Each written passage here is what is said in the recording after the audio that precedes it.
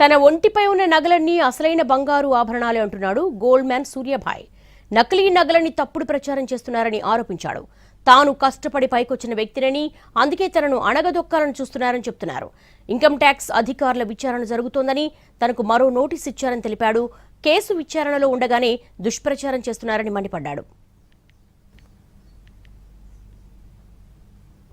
IT అధికారులు రావడం వాస్తవమే, కానీ అందులో అన్ని అవాస్తవాలే ఉన్నాయి.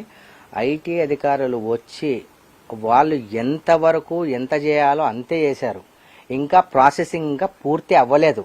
ప్రాసెసింగ్ పూర్తి అవ్వకముందే ఎవిడెన్స్ కొన్ని మాత్రమే ఇచ్చాను. పూర్తిని ఎవిడెన్స్ ఇవ్వకముందే ఫేక్గా క్రియేట్ చేసి ఈ చిన్న చిన్న ఛానల్స్ వాళ్ళు ఎవరైతే ఉన్నారు కదా, ఇది పక్కా పకడ్బందీగా ఫేక్ క్రియేట్ చేస్తున్నారు. అంత ఫేక్ గేక్ అంటే నేను ఎందుకు వేసుకుంటాను భయ్? ఇప్పుడు కూడా మీ ఇంటర్వ్యూస్లో అంత డేర్గా నేను వేసుకొని నేను ఎందుకు ఇస్తా చెప్పు? దీనికి సరిపోయేంత అనుమతి అక్కడ ఉంది కాబట్టి, మనం ఎంత క్లారిఫికేషన్ ఇవ్వాలో అది ఇచ్చాం కాబట్టి వాళ్ళు ఇంకా ఇప్పుడు మళ్ళీ వెళ్ళాలి. వాళ్ళు నాకు ఒక డేట్ చెప్పారు, ఆ డేట్కి వెళ్ళి ఇంకా కొన్ని బిల్స్ ఇవ్వాలి, కొన్ని బ్యాంక్ స్టేట్మెంట్స్ వాళ్ళకి ఇవ్వాలి.